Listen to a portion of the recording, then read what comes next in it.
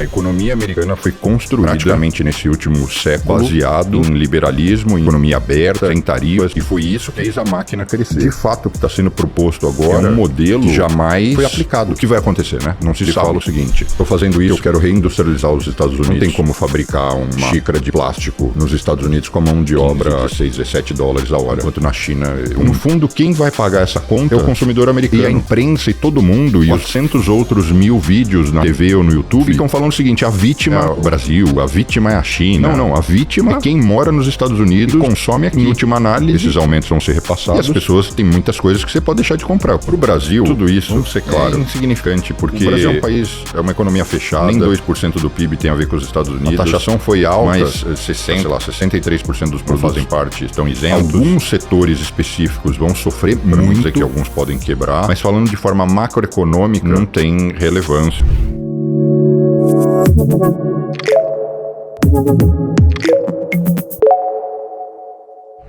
Está começando mais um Wall Street Cast aqui direto de Nova York, no nosso estúdio na Times Square. Sejam todos muito bem-vindos. Eu sou Bruno Corano, obrigado pelo carinho e pela audiência. E estou aqui com os meus colegas, parceiros, sócios, remotamente dessa vez de São Paulo, Daniel Faria. Daniel, muito bem-vindo. Muito obrigado. Eu que agradeço.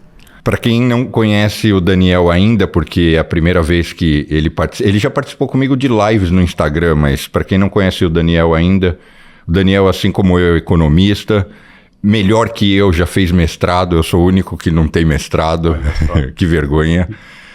Fez mestrado na Europa, trabalhou vários anos em Londres, também em Portugal.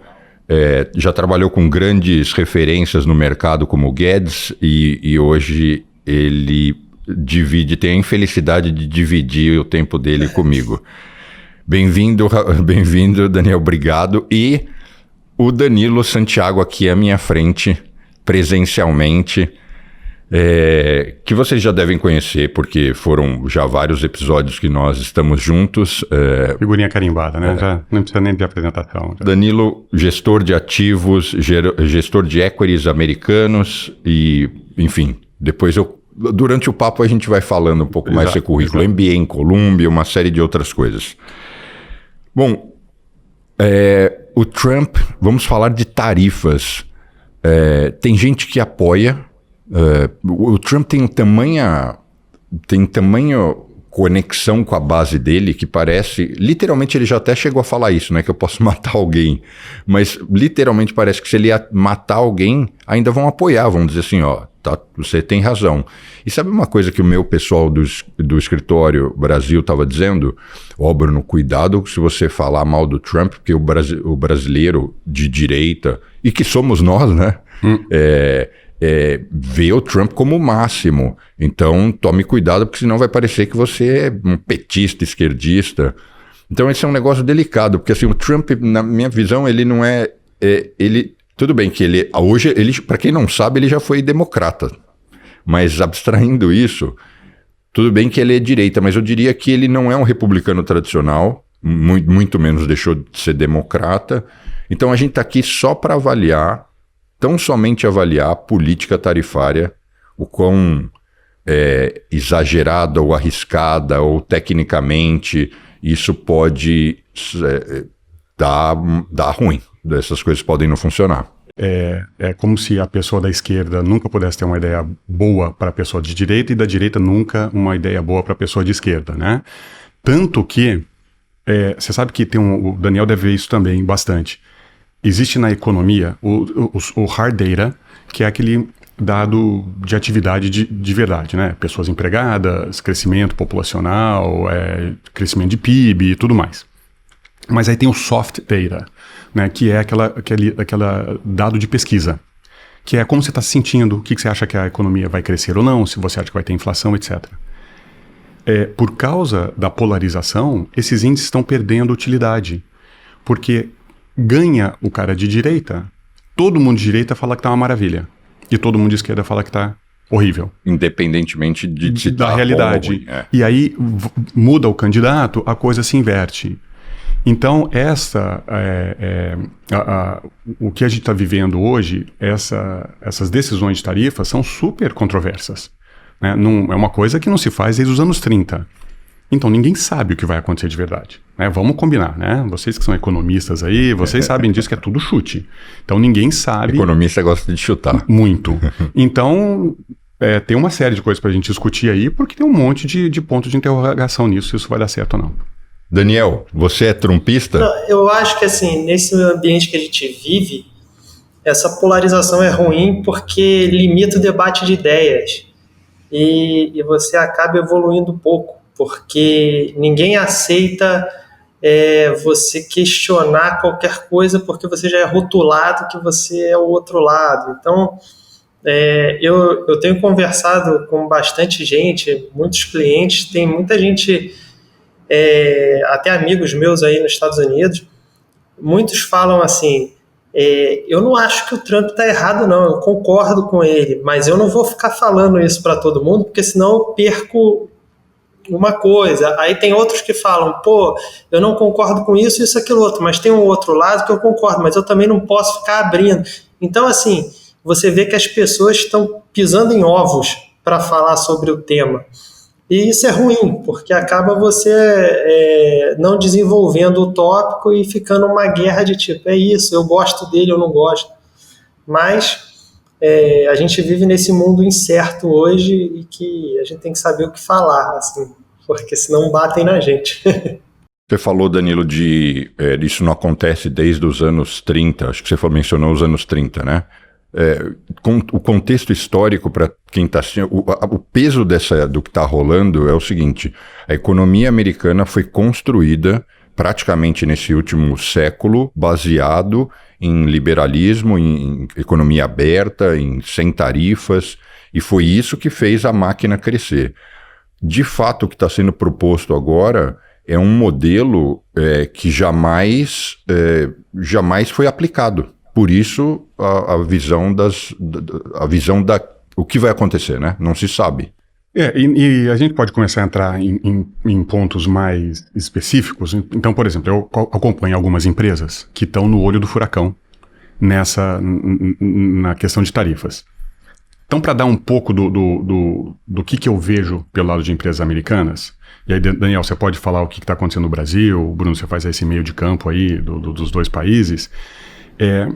Bom, a primeira reação foi um pânico geral, porque eu vou dar um exemplo de uma empresa que chama Helen of Troy, que se você comprar, eles vendem utensílios domésticos, tinha uma marca que chama Oxo, umas garrafas térmicas que chama Hydro Flask, Osprey de acampamento, são marcas conhecidas aqui nos Estados Unidos.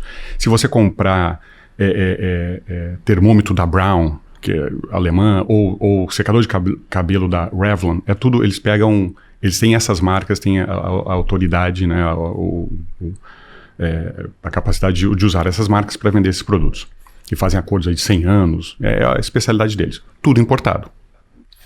Esse pessoal está no olho do furacão no sentido de que essas tarifas impactaram imediatamente a disponibilidade dos seus clientes quererem produtos que estavam sendo taxados em algum momento da China a 145%.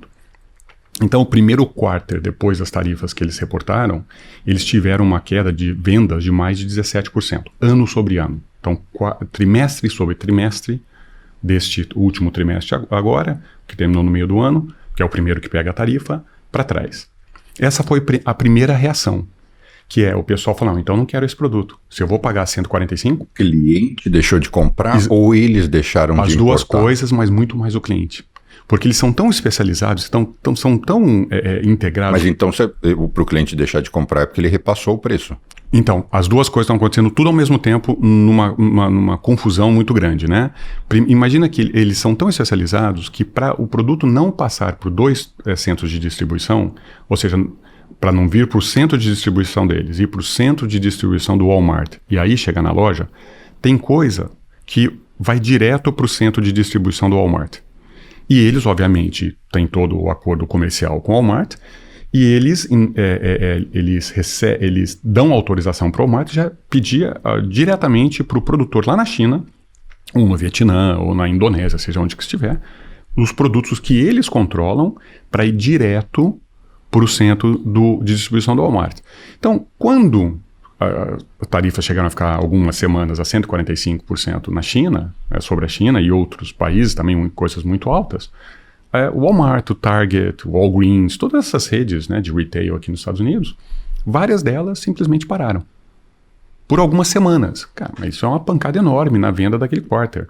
E é bem na época de back to school, né? Estavam fazendo o inventory ali para você vender agora para molecada que vai voltar para a escola. Então, essa foi a primeira reação. Foi a primeira que eu vi. Foi esse tipo de empresa. O que eu estou vendo agora, que eles começam, os que reportaram um pouco depois, é que agora está todo mundo falando de repassar preço. É a primeira reação. Então, a primeira imediata foi uma balançada no volume, agora estão repassando o preço nesse quarto. Então, no próximo trimestre, nós vamos ver realmente o aumento de preço, que aí vai chegar no consumidor. Porque é quando aí deu tempo, né, de passar pelo estoque. Porque o primeiro que entra depois ele vai sair lá na frente, então ele tem que ser digerido pela cadeia produtiva ali da empresa. Mas vamos falar sobre os objetivos dessa decisão do Trump, porque todos os pontos que ele argumenta não fazem o menor sentido. Ele fala o seguinte: estou fazendo isso porque eu quero reindustrializar os Estados Unidos. Não tem como fabricar uma xícara de plástico nos Estados Unidos com a mão de obra 15, 16, 17 dólares a hora, enquanto na China menos de 1. Então, quero reindustrializar os Estados Unidos. Não faz sentido, praticamente impossível baseado nisso. Quero diminuir o déficit. Isso, por mais que se arrecade, é insignificante perto do buraco trilionário que os Estados Unidos têm. Então, ou seja, eu sou um cara que eu tenho um salário de 20, eu gasto 40, e aí eu falo, não, mas eu vou pegar um bicozinho ali, eu vou ajudar, eu vou fazer motoboy no sábado. Você vai ganhar R$500 no mês inteiro, só que você está estourando em 20, ou seja, não vai mudar nada. Então ele fala do déficit. Agora, o que ele não fala, mas isso é sabido, isso tem um caráter para comunicar com a base dele, para demonstrar atitude, e também ele não fala explicitamente, mas a minha leitura sempre foi que o foco era a China. No início era essa a minha leitura, mas aos poucos isso foi mudando, no sentido de que, no final da história, a China é que está saindo mais beneficiada. Tudo bem porque a China reagiu e porque a China tem ativos que os Estados Unidos também dependem, como as terras raras e etc. Mas, pode falar, Daniel. Assim, tem todos os argumentos que colocam, mas a minha opinião, assim, simples opinião, eu acho que o Trump, ele decidiu, foi uma questão mais política para colocar quem são os aliados e quem não são hoje, porque os Estados Unidos estavam numa situação que vinha se enfraquecendo perante o cenário político mundial. Você via a China crescendo tanto na África quanto na América Latina, uma invasão de produtos chineses na Europa, e de repente os Estados Unidos sempre foram os grandes aliados ali do Ocidente, estavam perdendo espaço. E ele veio com isso para mostrar assim, quem é que vai sentar comigo e vai negociar? Tanto que todo mundo sentou com ele, excluindo o Brasil, claro. Mas assim... Não, mas isso seria natural, porque, de fato, eles são os maiores consumidores de praticamente todo mundo, né? E aí você fala assim, eu tenho um parceiro comercial que é um americano que consome quase tudo de todo mundo, mas, ao mesmo tempo, eu bato no meu parceiro. Era o que o mundo estava fazendo. Então, assim, ele meio que fez essa divisão de águas. E a China... ela hoje tem uma posição no mundo que ela é a outra potência que está ali disputando com os Estados Unidos. Então, eles foram os primeiros a falar, não, eu não vou sentar para negociar aquela coisa, porque eles precisavam também se posicionar. Só que, ao longo do tempo que a gente foi vendo desde abril até hoje, a China está negociando com os Estados Unidos. Tanto que as tarifas já saíram de 100 e cacetada para 30%, 15%. Então, assim... Mas tem ainda alguma outra que tem uns 50, né? A Tem China, um ou outro. no momento agora. Mas só em produtos como aço, etc. Produtos específicos, né? No fundo, a China é que saiu mais vitoriosa dessa história até agora. A China, mas assim, se a gente voltar historicamente, quando os Estados Unidos fez tarifas também com o Japão, lá na década de 80, alguns pontos aconteceram, né? Que o japonês começou a montar fábricas dentro dos Estados Unidos. E aí, além disso, ele levou as indústrias automotivas para dentro dos Estados Unidos para produzir aí, e também começou a produzir em outros lugares. Por exemplo, a Tailândia virou uma montadora do Japão. E aí, o que acontece é que ele começou a criar essas cadeias globais de produção. Por quê? Porque teve uma tarifa. Na realidade, o que a gente está vendo agora é um movimento meio assim, teve um choque, está todo mundo se adaptando, e ao longo do tempo, a gente vai ver que a economia vai se estabilizar, ela vai se adaptar. E como isso vai ser feito, quem vai ser vitorioso, eu ainda acho muito, muito cedo a gente falar assim, quem vai ser vitorioso. Eu acho... Só tem perdedores. Não, Daniel, só tem perdedores. Pode Concordo. ser, assim, eu não sei se só tem perdedores ou não, como isso vai ser, assim, se tem perdedores ou vencedores. O que eu acho é que, dado o nível de preço, você se adapta, sabe? Então, assim, tudo tem um certo preço para você pagar ali. Então, daqui a pouco vale a pena, por exemplo, a Toyota foi produzir nos Estados Unidos. Os carros da Toyota, naquela época, eles estavam vendendo muito, mas eles não tinham uma qualidade tão boa. Depois que eles abriram as fábricas nos Estados Unidos, a qualidade dos carros deu uma melhorada. E aí, o que acontece? O preço ficou mais caro? Ficou, mas você tinha um produto melhor. Então, assim, a Toyota perdeu a posição dela mundial? Não. Ela continuou vendendo, teve um ajuste sazonal ali no período, mas depois foi. Então, a gente vê muito isso hoje. Para onde vai? Assim, a China. A gente não sabe se a China está tão bem ou não. Assim, é muito difícil você olhar. Os Estados Unidos têm um mercado consumidor fantástico. O chinês tem? Assim, eu não sei se eles conseguem consumir tudo que eles produzem.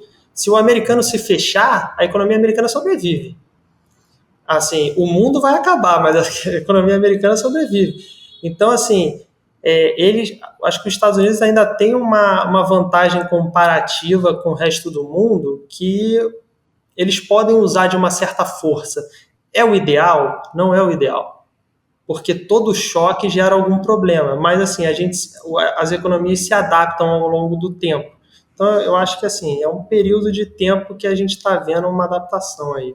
É a minha opinião.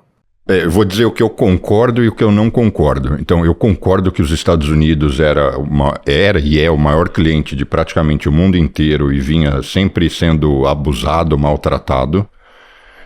O que eu não concordo, logicamente, né, a forma com que o Trump está fazendo isso, porque ele poderia conduzir isso e ter até melhores resultados se tivesse uma dinâmica talvez diferente, menos tumulto, mais estratégia, chamando certos blocos, etc. E, principalmente, tirando a expressão da China, porque uma coisa, ele pôs tarifa geral, outra coisa é dizer o seguinte, China, tarifa é 40%, 50%, e forçar com que essas empresas gradativamente migrassem para a Índia, para a Indonésia, para o Vietnã, e ainda assim também taxar essas empresas.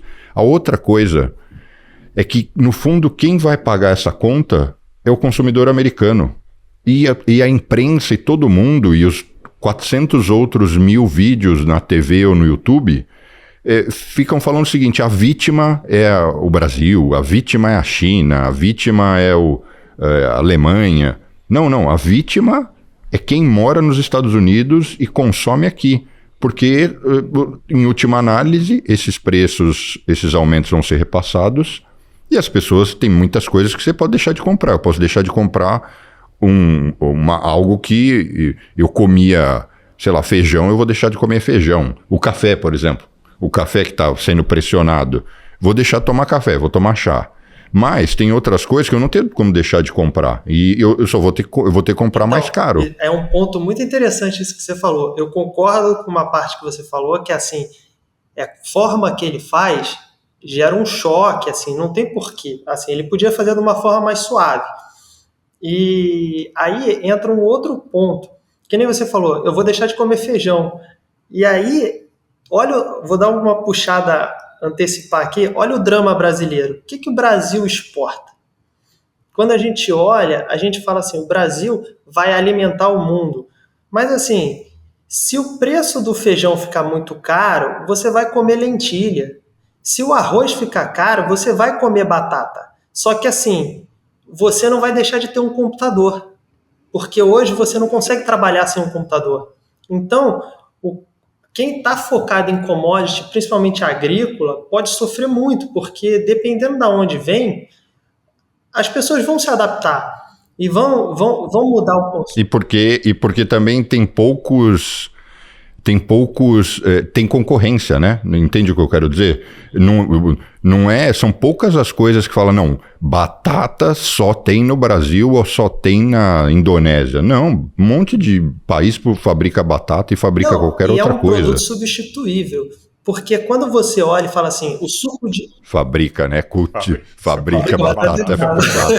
Não, mas assim... Vão me condenar. Imagina só, o suco de laranja. O americano gosta de tomar suco de laranja. Se suco de laranja ficar muito caro, você vai ver daqui a um ano o americano tomando suco de goiaba. E ponto. Aí, mas assim, e o teu chip? Imagina essas empresas gigantes de tecnologia ou os próprios bancos, eles não conseguem mudar o sistema operacional deles da noite para o dia, ou a tecnologia que eles usam da noite, não tem como. Então os caras vão continuar comprando. Esse é um problema, essa é a fragilidade que a gente vê hoje do Brasil. Então, mas outros países têm um poder de barganha maior com os Estados Unidos. Mas aonde a gente chega nisso é assim, quem quer passar por esse período com uma certa menos turbulência, tem que ser um bom negociador. Você tem que sentar e falar assim, olha, eu não vou sair ganhando, mas você também não vai sair 100% vitorioso. Vamos sentar aí, vamos chegar no meio termo. E aí a gente vê... Por isso que eu falei que só tem perdedores, né? Porque o consumidor americano vai pagar, o país em questão vai ser taxado de forma desigual. Não, mas calma. Tipo aí... Dando um pouco do outro lado da visão, é o seguinte, algumas empresas nos Estados Unidos vão se beneficiar. Vou te dar um exemplo. O aço. Ethan Allen, que faz móveis. Eles têm 75% da produção nos Estados Unidos, que móvel é um negócio meio grande, né? Sofá, complicado. Na América do Norte, tem um monte de coisas que eles mandam fazer no México. Então, por exemplo, toda a parte... de fabrics, né, de tecido, é feito no México e vem aqui e coloca e monta o sofá nos Estados Unidos, porque é muito grande, muito complicado transportar isso aí. Mas tem muita coisa chegando nos Estados Unidos importada e até de menor qualidade. Então, essa indústria vem sofrendo há muito tempo com essa competição. Para eles é bom. Então, mas de forma macro, eu vou falar dados, por exemplo, de aço. Com essas mudanças, parece que já foram criados algo em torno de 18 mil novos empregos. Agora eu não lembro se são 18 ou 60 mil novos empregos. Mas em contrapartida, de forma macro, o número de cadeias atingida é muito maior. Então, o que adianta você criar 80, 60 mil novos empregos no aço e desacelerar a economia e gerar milhões de pessoas? Então vamos eu não tenho essa quantificação dos números, ninguém tem ainda, né? Mas faz todo sentido o que você está falando. Ou seja, eu fui lá e gerei emprego para fabricar aço aqui nos Estados Unidos. Só que como mais caro, isso. Como a Helen of Troy e pensa na Itenella tem parafusos, tem coisa de aço ou de metal dentro dos sofás e cadeiras, etc. Ele vai comprar isso mais caro, o preço vai aumentar, então ele vai vender um pouco menos de cadeiras, sofás, utensílios domésticos.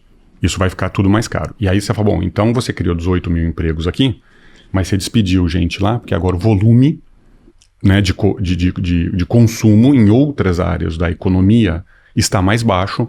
Então, naquelas indústrias, naquelas empresas, eles perderam emprego, o cara perdeu emprego na transportadora, perdeu emprego no retailer, não todo mundo, né, mas um pouco, poxa, mas eu ganhei 18 mil ali e perdi 27. Esse é o risco. Né? É o que já está acontecendo. Isso, mas aí você começa a fazer isso no momento que aí o tiro saiu pela culatra. Esse é o grande risco. O outro risco que tem nisso tudo tem empresa que eu vejo pelo que eles estão mostrando os números, que agora eles já quantificaram o quanto que eles vão ter que aumentar o preço para compensar o aumento de custo dos produtos importados que estão dentro da cadeia produtiva deles.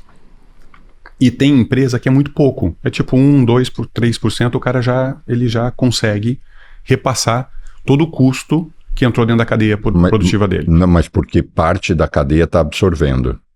Porque é impossível você ter um aumento, você compra algo fora do país e aquilo subiu 30%. Não tem como você repassar só 3% e absorver. Mas pensa, vou te dar um exemplo de uma outra empresa. Essa foi, eu acho que foi a Owens Corning, ou foi a Mohawk, que faz pisos. Acho que foi a Mohawk. Piso, negócio pesado, quase tudo fabricado aqui, com produto daqui, fábricas aqui.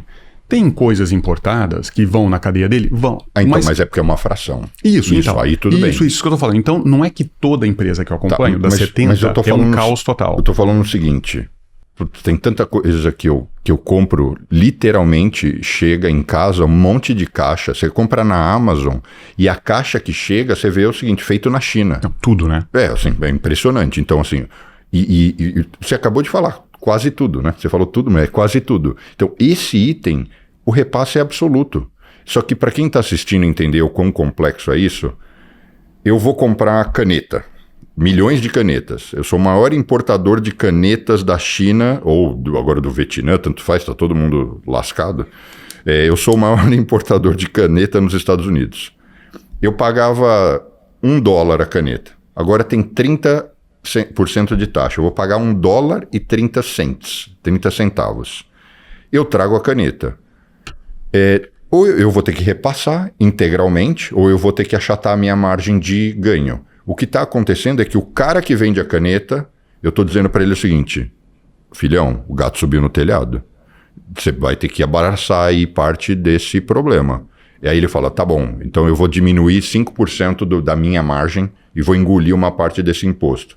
Eu, do meu lado, como eu estou concorrendo com outros também importadores, eu também quero tomar cuidado, porque se eu repassar tudo, eu posso ter um colapso de venda. Então eu falo, bom, vou ter que sofrer aqui, vou também achatar minha margem. Então vou repassar, vou subir só 10% em vez de 30% e vou achatar minha margem. Só que com o passar dos meses e anos, as empresas vão querer recuperar a margem, então elas vão empurrando o preço para cima. E aí vem a inflação. Daniel, a história do iPhone, onde que o iPhone vai acabar sendo produzido? Porque o Trump fala que tem que ser produzido aqui, a Apple já disse o seguinte, vou transferir tudo para... Acho que foi para a Índia, né, que ela falou. E aí depois o Trump falou, também não quero na Índia.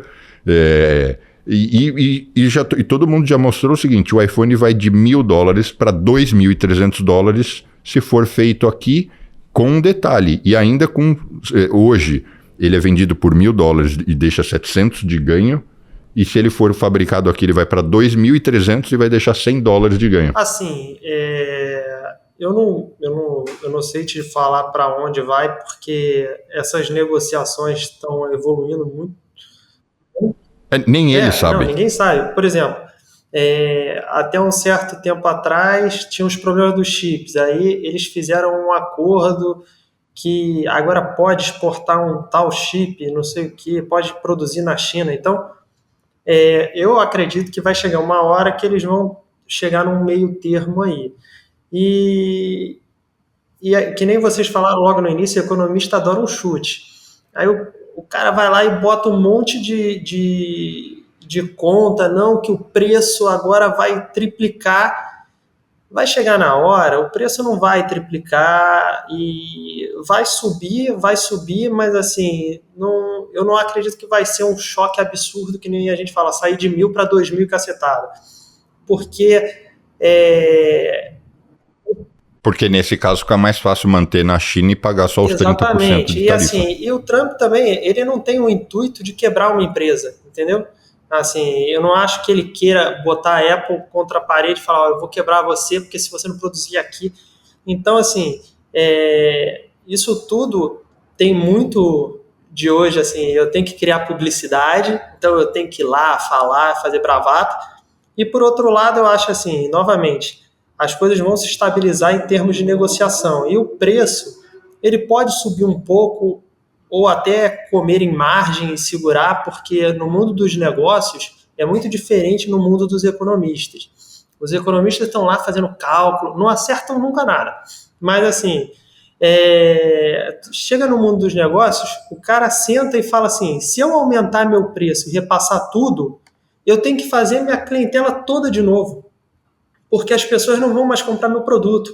Então o cara olha e fala, eu tenho uma margem de 30, eu vou diminuir essa margem. Aí quando você vai ver ao longo do tempo, ele pode aumentar, só que quando você calcular a inflação ao longo do tempo, você só avisou essa inflação. Então, assim, em vez da inflação ir parar em 5%, a inflação vai ficar ali em 2,5% ano a ano, porque o repasse vai ser ao longo de alguns anos. Isso dá... Então, peraí, mas você então não acredita que a gente vai ter um pico inflacionário? Pico inflacionário, isso tudo depende muito da perspectiva que você fala. Porque o que acontece? Sempre que a gente tem um choque externo, que nem aconteceu na pandemia, que travou tudo, você teve um pico inflacionário. Quando isso acontece, depois a inflação volta. Então, assim, o próprio Powell falou em Jackson Hole que o impacto da inflação vai ser transitório. Então, assim, essas tarifas podem impactar em alguma coisa na inflação, bem menos do que era projetado, bem menos. Eu acredito que vai impactar muito menos. E não é isso que vai gerar uma hiperinflação para frente. O que vai alimentar uma inflação, na minha opinião, isso entra em alguns quesitos. É a quantidade de moeda que tem em circulação, a velocidade dessa circulação da moeda, a cultura das pessoas, como é que é a cultura. O americano compra a inflação, o brasileiro compra. Então, assim, a gente não consegue falar... Mas dê um número, dê um percentual de 2 e... Depende, né, se é o core ou não, mas de 2,5, 2,8, 2,7 vai para quanto? Não, assim, hoje, assim, eu não estou achando que a inflação vai... Eu não sei, assim, te dizer hoje exatamente no lápis, mas eu não... Eu acho que pode facilmente chegar a 3,5. Eu não sei se vai lá tudo. Eu acho que, assim, se a inflação chegar a 3, passar um pouco de 3 ali, 3,1, num curto prazo, eu não acho que vai ser algo muito surpreso, mas também se não andar, eu também acho que também não vai ser surpresa. Porque você tem que olhar para um lado... É que uma movimentação dessa forma, pensando, né, pensando só em subir, mesmo que seja 0,2, 0,3, chegar a 3,5, isso vai inviabilizar ou vai deixar o Fed numa situação embaraçosa que, assim, dá privilegiar o emprego ou o controle da inflação. Tudo bem que a inflação tem motivações específicas, mas ainda assim vai virar esse imbróglio já existe, né?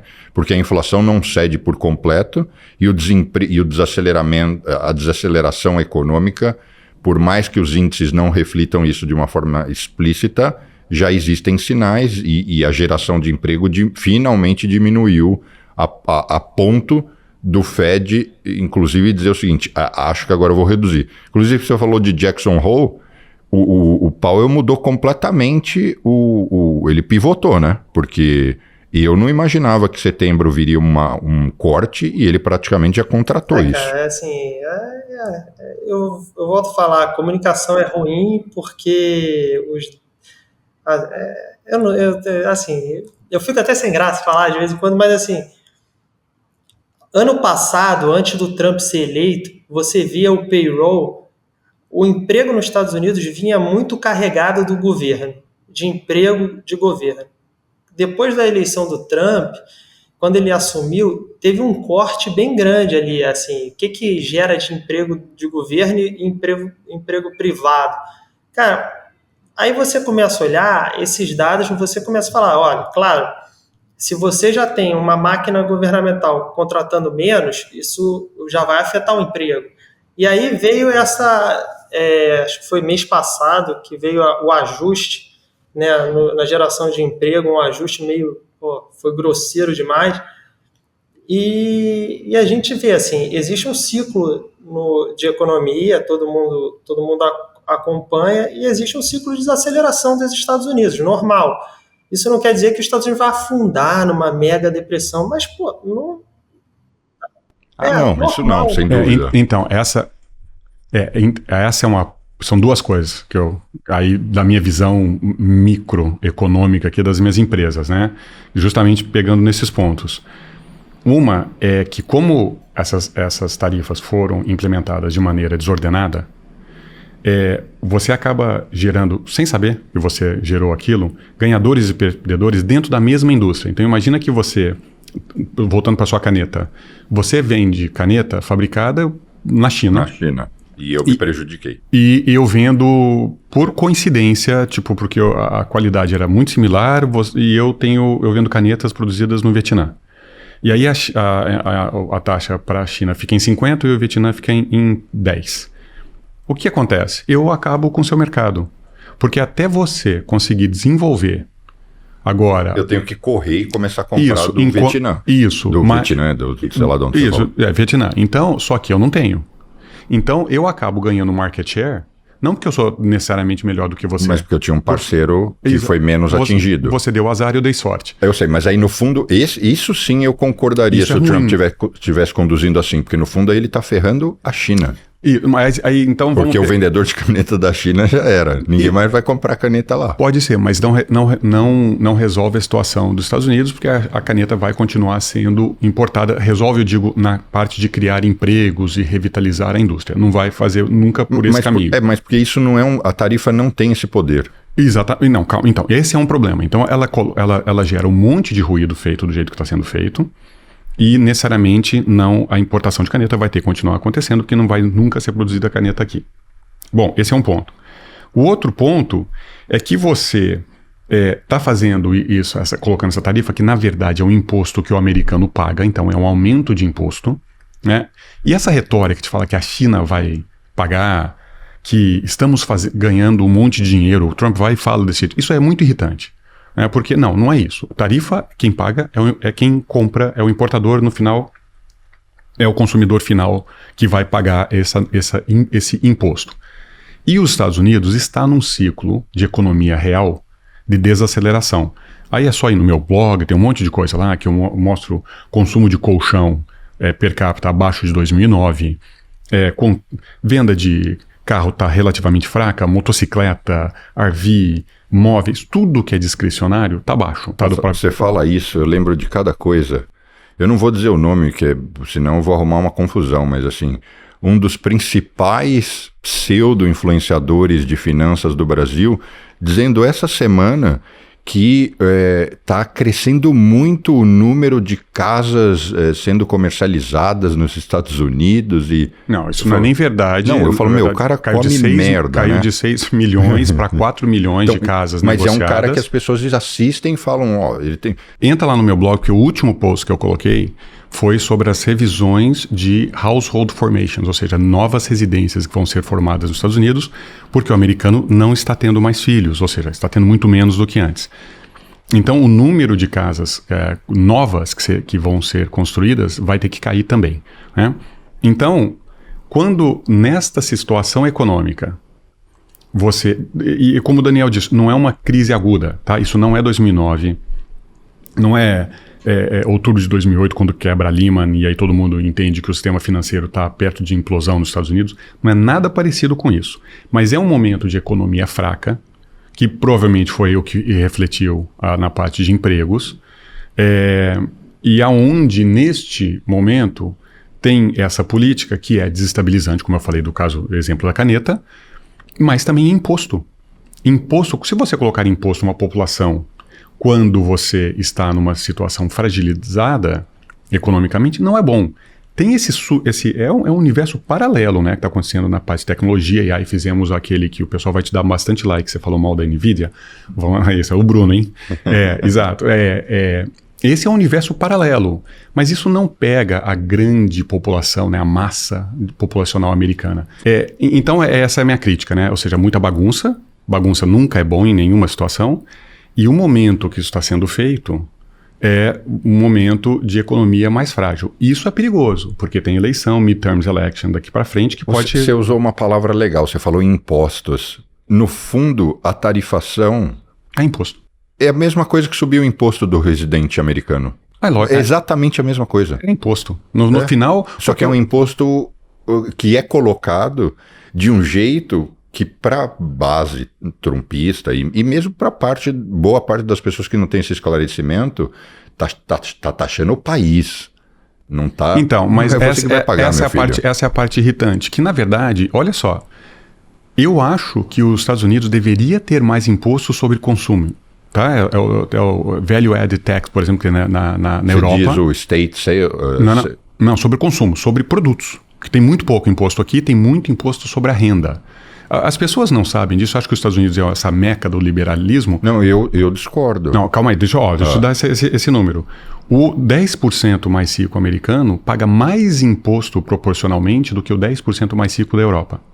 Tá? Ou seja, os Estados Unidos é extremamente agressivo na taxação das pessoas que estão no topo da pirâmide, que geram mais do que os países europeus, que a gente tende a ver como mais de esquerda. Então ele é extremamente agressivo. Eu acho que é excessivamente agressivo. Eu gostaria de ver mais impostos sobre consumo, que é sobre produtos, e tarifa é um deles. Fala, pô, então, peraí, você concorda com o Trump? Eu não concordo com o modo como ele está fazendo, todo atrapalhado, no momento que está fazendo, do modo que comunica, me irrita, é irritante. Mas se você me perguntar, os Estados Unidos deveria, ao longo dos anos, já ter colocado mais imposto sobre o consumo, e esse é um deles? Eu acho que sim. Tá, mas isso é opinião minha. Então, não é nem necessariamente o conceito de você colocar essas tarifas, que, de novo, tarifa é imposto para quem consome o produto, é o modo como isso está sendo feito e o momento. Mas, e a retórica de dizer que, feito dessa maneira, vai revitalizar a indústria americana. De novo, algumas empresas vão se beneficiar, quem fabrica mais coisa aqui que tem competidor internacional. Pensa então numa Polaris, que vende aqueles ATVs side-by-sides. Quem é o competidor deles? Yamaha, Suzuki. Vai ficar mais caro pro produto japonês entrar aqui. Então é bom pro fabricante americano. Local. Então, vai aumentar também o preço, tem muita coisa importada que eles colocam no produto que eles produzem nos Estados Unidos. Daniel, só eu vou lançar uma pergunta e você faz seu comentário e já emenda na minha colocação. Para o Brasil, tudo isso, vamos ser claro, é insignificante, porque o Brasil é um país, é uma economia fechada, nem 2% do PIB tem a ver com os Estados Unidos, a taxação foi alta, mas 63% dos produtos estão, no fundo, não fazem parte, estão isentos. Alguns setores específicos vão sofrer muito, para não dizer que alguns podem quebrar, mas falando de forma macroeconômica, não tem relevância. Mas faz seu comentário e depois emenda para essa questão do Brasil. Uma coisa que eu acho bem legal de ver, assim, nós três, a gente vem tendo conversa desde lá de trás, de abril ali juntos, a gente teve... E assim, é interessante ver o Danilo falando agora, porque emenda numa questão clara de mercado, de como é o mercado. Que nem eu falei, os mercados vão se ajustar, e hoje, grande parte do próprio mercado financeiro já está começando a entender que, olha, a gente vive nessa turbulência e vamos navegar nisso aí mesmo, porque é o que tem para hoje. E como é que a gente vai se ajustar nisso? E isso é uma coisa interessante, porque o que faz a economia andar é a expectativa que você cria sobre isso. Então, assim, quais são as expectativas que você tem para o futuro nos Estados Unidos? É mais inflação, é isso, aquilo, outro? Cara, talvez não seja mais inflação. Talvez, assim, a dinâmica seja um pouco diferente. Você possa ter num curto período de tempo, um preço maior, mas ao mesmo tempo você pode criar uma nova dinâmica, uma recuperação americana, da economia americana, você tem uma pequena desacelerada e uma volta, e o mercado está fazendo conta disso, e está criando uma expectativa diferente do que foi lá em abril. Tanto que assim, a gente vê os mercados em máximas, assim, nada aconteceu. Aí hoje você olha o presidente do Fed falando que vai baixar os juros. Então, assim, as expectativas em relação a tudo isso que está acontecendo, ela está até levando os agentes a olhar e falar assim, olha, a gente não está num caos, mas assim, não estamos num momento que são as mil maravilhas. Quando a gente olha para o Brasil, que nem você fala, você colocou os Estados Unidos no início, botou 10% de tarifa sobre o Brasil e os produtos brasileiros, e agora deu essa pancada. O grande problema da gente não é o impacto direto que a tarifa gera, mas assim, é o afastamento que a gente está tendo de uma negociação com uma das maiores potências econômicas do mundo, e que é um grande comprador. Então, assim, o Brasil está se colocando numa ponta que, por exemplo, o que o Brasil exporta? O que a gente é grande e é forte? O agro. Se a gente quer ser o fornecedor de alimento no mundo, a gente tem que ter uma coisa que é essencial. A gente tem que passar para os nossos compradores credibilidade que a gente está ali para entregar.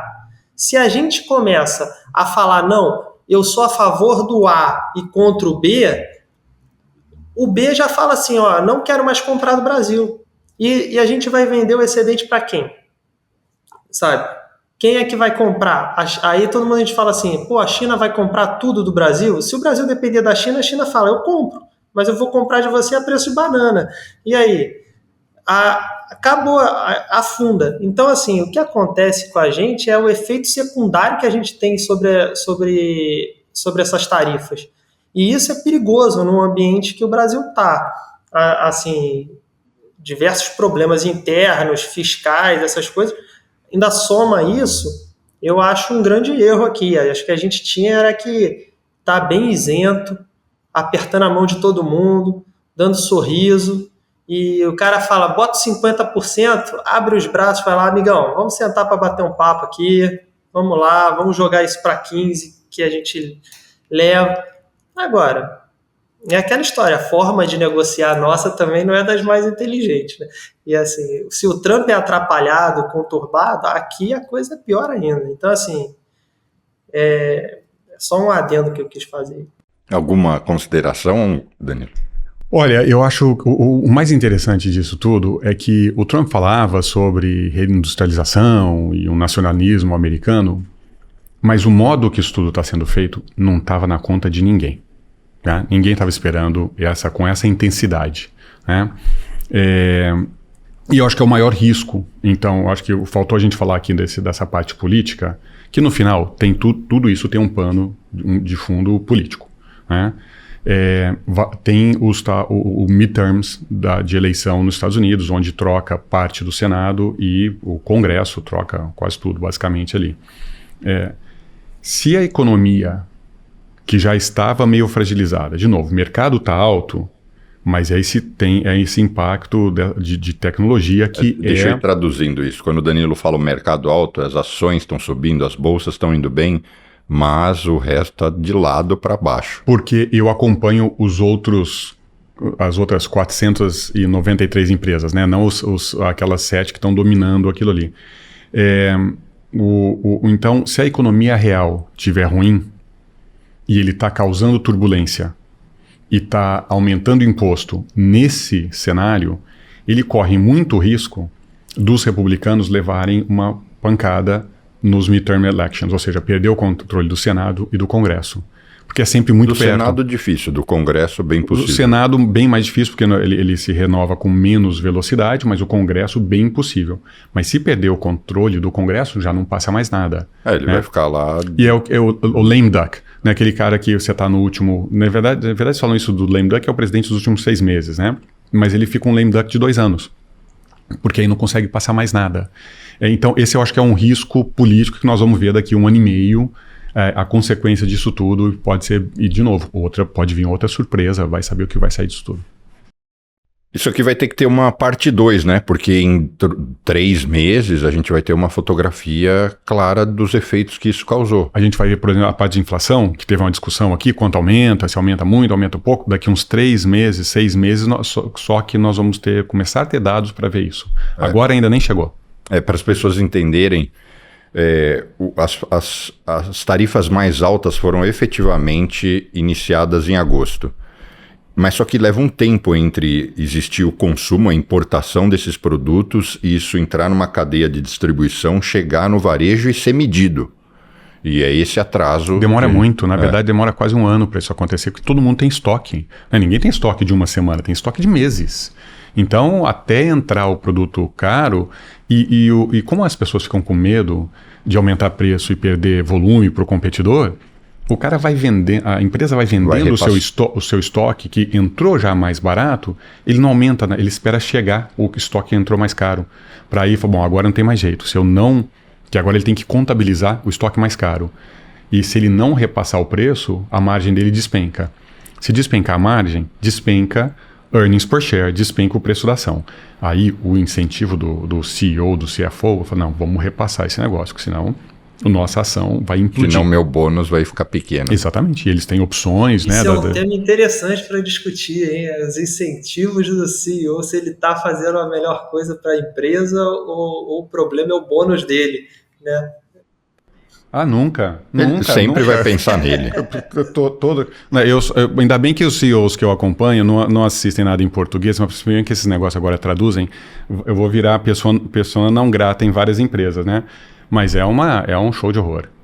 O interesse é no que ele tem ali de compensation, não tem nada a ver com a quanta grana... Literal, eu não poderia jamais falar nomes, mas relacionamento próximo com alguns líderes de empresas, agora já não são mais, né, já aposentaram, no Brasil, que eles me diziam, Bruno, quero que se dane, cara, eu tô aqui, vou ficar aqui uns 4, 5 anos nessa posição, eu vou fazer bonito, sair na foto, vou dourar a pílula aqui, apresentar números, e depois se isso é sustentável ou não, já não vou estar mais aqui, vou ter bolsado da minha grana e já era. Esse ponto é muito importante, é isso mesmo, a quantidade de anos que os CEOs ficam dentro da empresa é muito pequeno para ter grandes impactos de longo prazo. Então o incentivo deles, para a hora que chegar o estoque a preço mais alto, literalmente é uma questão de contabilidade.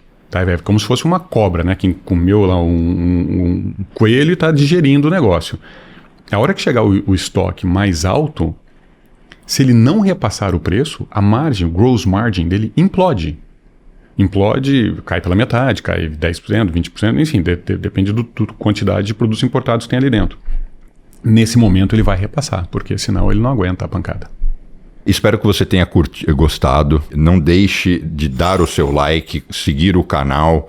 Muito obrigado, Danilo Santiago, Daniel Faria, pela participação. Até a semana que vem. Obrigado.